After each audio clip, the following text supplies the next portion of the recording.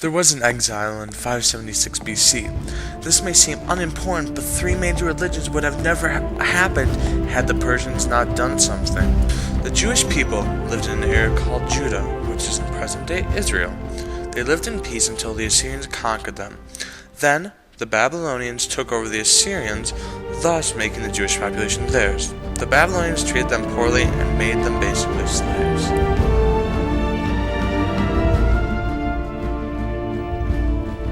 When the Jewish people were taken over, important people such as priests and the wealthy classes were taken and sent to Babylon, which was the Babylonian Empire's capital at the time.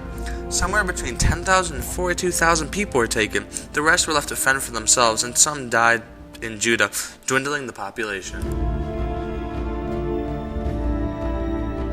Babylonian Empire has always been known for its lavish fancies, such as the Tower of Babel and the Hanging Gardens of Babylon, but their strong forces allowed the empire to last for a very long time. Their savage approach to conquering was looked at as ruthless to some, but was also extremely effective.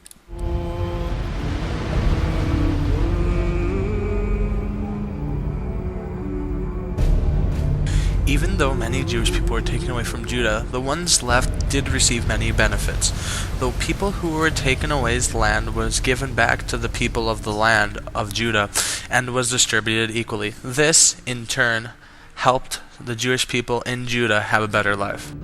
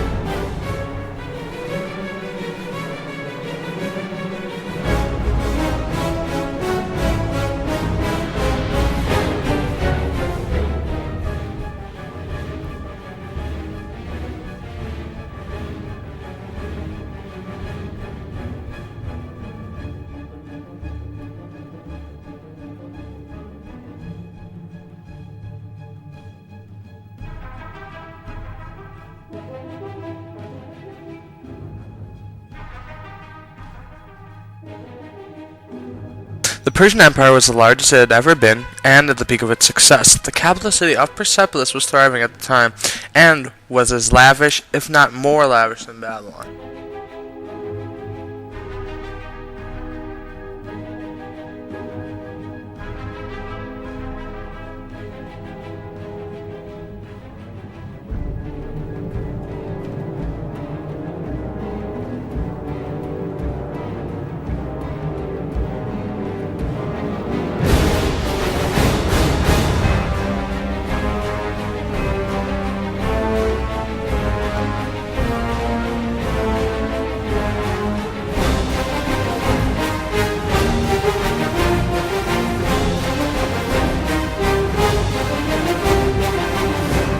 The Immortals were the strongest and most reliable army of the ancient world.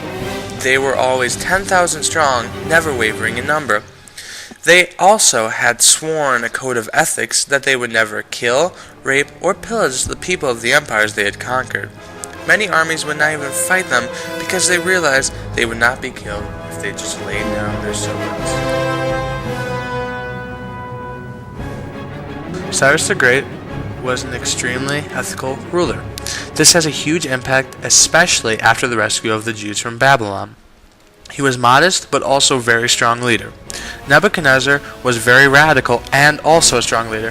He never finished the projects that he had started, especially the wall. He was more of a dictator than a king. While he expanded his territory, he was actually ruining the Babylonian Empire. These were the two leaders going into this war.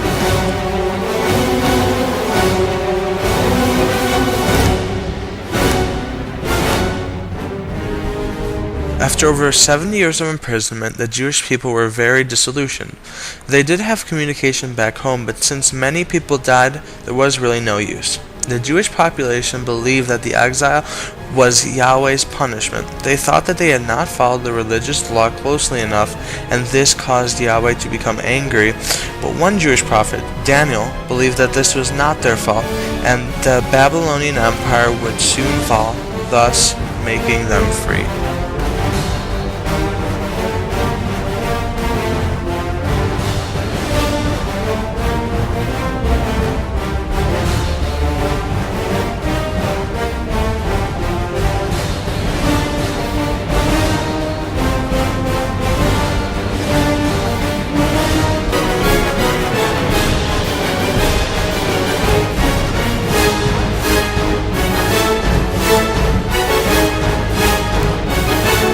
Just kidding, the real battle was nothing like 300 or a miniature figurine battle. But what actually happens is that Cyrus doesn't like how Babylon is holding slaves and using the Jewish population as slaves as well.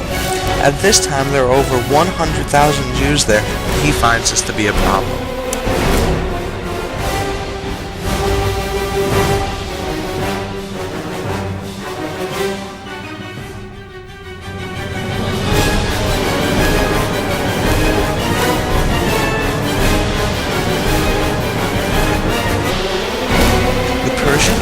Approaches Babylon, prepares for war.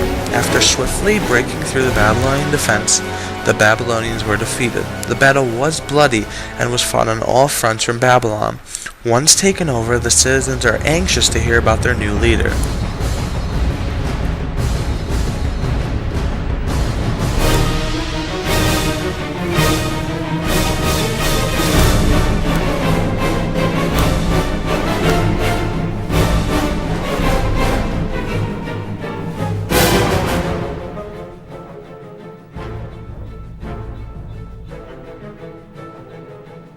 After the Persian Empire beats Babylon, King Cyrus has a speech. In this speech, for the first time ever in history, he gives a prayer to the Babylonian god.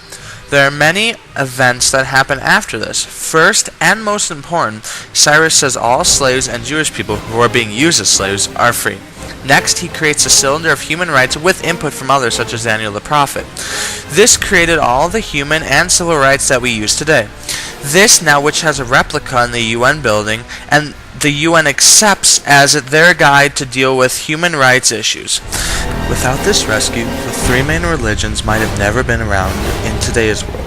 Since all religions evolved from Judaism, and with most of the Jewish population gone, this would have made it impossible to create these new religions.